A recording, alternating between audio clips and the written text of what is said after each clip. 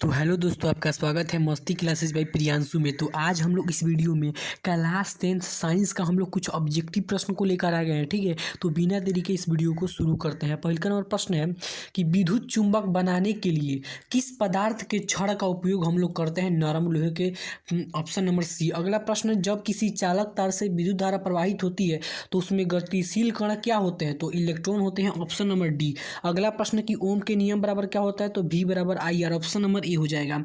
अगला प्रश्न, विभवांतर का एसआई मात्रक क्या होता है जी? तो वोल्ट। Option number D. अगला प्रश्न कि आमीटर का प्रतिरोध होता है बहुत छोटा। ऑप्शन नंबर सी हो जाएगा। अगला प्रश्न, विद्युत बल्ब का फिलामेंट किस धातु का बना होता है जी? तो टंगस्टन का। Option number D. अगला प्रश्न की ओर बढ़ते हैं। अगला प्रश्न कहता है कि रियोस्टेट का उद्देश्य क्या है? तो रियोस्टेट का जो उद्देश्य है आपका क्या है जी? तो धारा के परिमाण में वृद्धि या कमी। Option number C. अगला प्रश्न की विद्युत आवेश का एसआई मात्रक क्या होता है? तो विद्युत आवेश का कूलाम होता है। Option number D. अगला प्रश्न की दाढ़ी बनाने के लिए कौन सा दर्पण प्रयोग में लाया जाता है?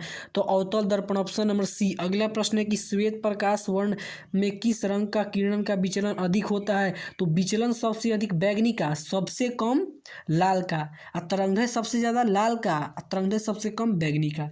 अगला प्रश्न की समतल दर्पण का फोकस दूरी होता है? तो अनंत। Option number A.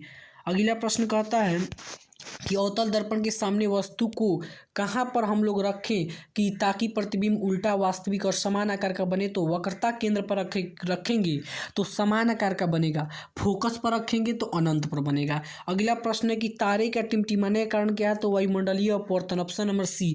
अगला प्रश्न की मानव नेत्र के लिए दृष्टि का स्थायित्व कितना होता है? तो 1/16 सेकेंड। ऑप्शन नंबर बी हो जाएगा। अगला प्रश्न कहता है कि उत्तल दर्पण से बना काल्पनिक प्रतिबिंब होता है? तो सीधा और हार्सित। Option number C. अगला प्रश्न है कि अवतल लेंस का आवर्धन बराबर V/U। दर्पण में कहेगा तो माइनस में V/U, और लेंस में कहेगा तो V/U।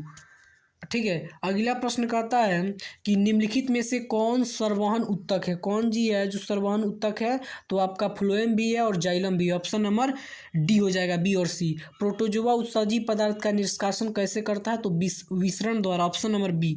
अगला प्रश्न है, मनुष्य के शरीर की सबसे बड़ी ग्रंथि यकृत। Option number D. अगला प्रश्न की शरीर का संतुलन बनाए रखता है कौन? तो सेरिबेलम। ऑप्शन नंबर ए हो जाएगा। अगला प्रश्न की किशोरावस्था में होने वाला शारीरिक परिवर्तन? तो टेस्टोस्टेरोन के कारण और एस्ट्रोजन। ये आपका दो हार्मोन है, टेस्टोस्टेरोन और एस्ट्रोजन, जिसके कारण किशोरावस्था में हमारा परिवर्तन होता है। ऑप्शन नंबर डी हो जाएगा। ठीक है। अगला प्रश्न है, मानव हृदय में कितने कोष्ठ होते हैं? तो मानव के हृदय में 4। Option number B. अगला क्वेश्चन है कि रक्त क्या है? तो रक्त जो है आपका क्या है जी? एक उत्तक है। अगला प्रश्न है कि जीन शब्द किसने प्रस्तुत किया? तो जोहानसन। Option number C. अगला प्रश्न कहता है तेलीय कागज होता है? तेलीय कागज क्या होता है जी? तो पारभाषक, मतलब जिससे पूरा आर पार देख ले उसे पारदर्शी, जिससे कम मात्रा में दिखे उसे पारभाषक, और जिससे तनको ना दिखे अपारदर्शक। ठीक है। अगला क्वेश्चन है कि लेंस द्वारा उत्पन्न आवर्धन का एसआई मात्रक मात्रक विहीन। Option number D. अगला प्रश्न है कि प्रकाश की चाल विभिन्न माध्यम में भिन्न भिन्न होती है। Option number B. अगला प्रश्न है कि वायु में प्रकाश की चाल निर्वात की अपेक्षा होती है कम। Option number A. अगला प्रश्न है कि लेंस में मुख्य फोकस कितने होते हैं? 2। Option number B. अगला प्रश्न है कि विद्युत का अच्छा चालक इनमें से कौन है? विद्युत का अच्छा चालक तो चांदी है, चांदी दे देगा। Option number D. अगला प्रश्न है कि शुष्क सेल में ऋण मतलब इलेक्ट्रोड बना होता है। जो शुष्क सेल होता है इसमें इलेक्ट्रॉन किसका बना होता है? तो कार्बन का। Option number B. अगला प्रश्न, 1 जूल बराबर 0.24 कैलोरी। Option number A. अगला प्रश्न की पादप हार्मोन कौन सा नहीं है? तो एथिलीन है, साइटोकाइनिन है, ऑक्सीजन है। अगला है आपका ऑक्सीटोसिन नहीं है। Option number D. अगला प्रश्न, फूल में नर प्रजनन अंग पुमंग या पुंकेसर। Option number A. अगला प्रश्न, इनमें से किसमें द्विखंडन नहीं होता है? तो अमीबा में होता है, पैरामीशियम में होता है, यूग्लिना में होता है, ईस्ट में नहीं होता। Option number B. अगला प्रश्न है, परिस्थितिकी तंत्र में ऊर्जा का स्रोत क्या है? तो सूर्य का प्रकाश। Option number B.